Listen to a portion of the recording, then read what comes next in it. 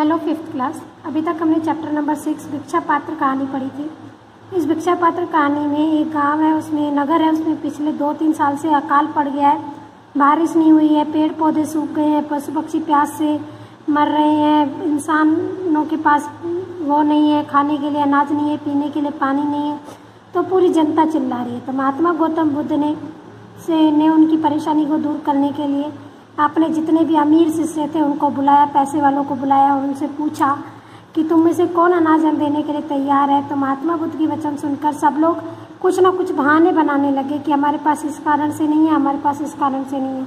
लेकिन जब सब लोग एक दूसरे का मुंह ताक रहे थे तब महात्मा बुद्ध के प्रिय शिष्य अनाथ पिंडत की बेटी सुप्रिया आई सामने और उसने बोला कि मैं ये तुच्छ सेविका आपके किए हुए काम को करूँगी और आपका जो अनाज पहुंचाने का जो कार्य है वो मैं अपने ऊपर लेती हूँ। आप देखते हैं कि वो आगे क्या करती है।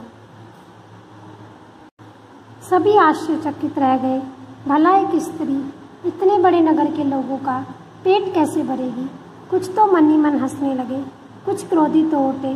किसी ने कठोर आवाज में ताना कसा, खुद को तो दाने दाने का अभाव है, फिर इतना बड़ा काम अपने सिर कैसे ले रही है। तुम्हारे घर में क्या भंडार भरे पड़े हैं। सब लोग सरप्राइज हो गए कि एक लेडीज कैसे इतने बड़े नगर के लोगों का पेट भरेगी। कुछ तो मन ही मन हंसने लगे और कुछ क्या हो गए, गुस्सा हो गए। क्रोधित मतलब गुस्सा हो गए। और किसी ने बहुत तेज आवाज में ताना बोला, खुद को तो दाने दाने की कमी अभाव मतलब कमी पड़ी है और इतना बड़ा काम अपने सर पर ले रही है। तुम्हारे घर का खजाना रखा है या भंडार भरे पड़े हैं, कमरे भरे पड़े हैं जो तुम उनको दोगे। सुप्रिया सबके सामने सिर झुकाकर बोली, मेरे पास और कुछ नहीं, केवल भिक्षा पात्र के रूप में यह कटोरा है। सुप्रिया सबके सामने सिर झुकाकर बोली, मेरे पास कुछ नहीं है, केवल भिक्षा पात्र के रूप में यह कटोरा है। अकाल पीड़ितों के लिए मुझे भिक्षा मांगने में कोई लज्जा नहीं। उसने बोला, अकाल पीड़ितों के लिए मुझे भीख मांगने में कोई शर्म नहीं। हे प्रियजनों, हे प्रिय लोग, आपकी मदद से ही महात्मा बुद्ध की आज्ञा पूरी होगी। अगर आप मदद करोगे तो ही महात्मा बुद्ध की आज्ञा पूरी होगी। मेरा भंडार तो आप सबके घरों में भरा पड़ा है।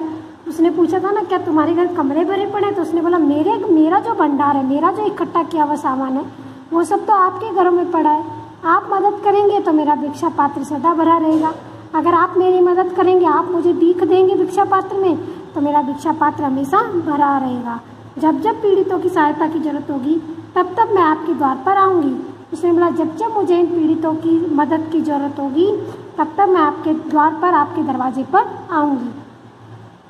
आप जो कुछ भी देंगे मैं भूखों को खिलाऊंगी। आप जो कुछ भी मेरे इस भिक्षा पात्र में डालेंगे वो मैं इन भूखों को खिला दूंगी। जब तक धरती माँ के आप जैसे पुत्र है तब तक चिंता कैसी।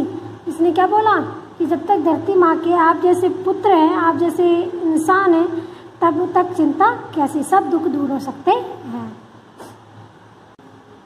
महात्मा बुद्ध ने मधुर मुस्कान के साथ अपना हाथ आशीर्वाद के रूप में उठाया और बोले, तथास्तु, तुम्हारा संकल्प पूरा हो। महात्मा बुद्ध ने एक मीठी सी मुस्कान के साथ अपना हाथ आशीर्वाद के रूप में उठाया और बोले, तथास्तु। तथास्तु मतलब ऐसा ही हो और तुमने जो संकल्प लिया है, जो तुमने प्रॉमिस किया है वो पूरा करो। धनी सेठों ने अपने भंडार सुप्रिया के भिक्षा पात्र में उड़ेल दिए। जो अमीर सेठ थे उन्होंने अपना जो भंडार था, अपना इकट्ठा की हुई वस्तु थी, वो सुप्रिया के भिक्षा पात्र में डाल दी। भिक्षा पात्र हमेशा भरा रहने लगा और नगर के किसी अकाल पीड़ित को भूखा नहीं रहना पड़ा। उन्होंने जब भिक्षा पात्र में भिक्षा डाली तो नगर के किसी भी अकाल पीड़ित को भूखा नहीं रहना पड़ा। उधर बारिश ने भी दया दिखाई और धरती की प्यास बुझाई। खेत फिर लहला उठे, भंडार फिर से भर गए। उधर बारिश भी आ गई, धरती की प्यास भी बुझ गई, खेत लहराने लगे और फिर से भंडार भर गए। हमें दूसरों की भलाई के लिए हम सबको आगे बढ़ना होगा, तभी बूंद बूंद से घड़ा भरेगा। इसमें ये बताया गया है कि हमेशा दूसरों की भलाई के लिए हमेशा आगे रहना चाहिए, हमेशा साथ में मिलकर काम करना चाहिए, तभी बूंद बूंद से ही घड़ा भरता है। यानी कि धीरे धीरे ही मुसीबत दूर होती है। सब मिलकर काम करें तो मुसीबत दूर होती है। Chapter number 6 complete.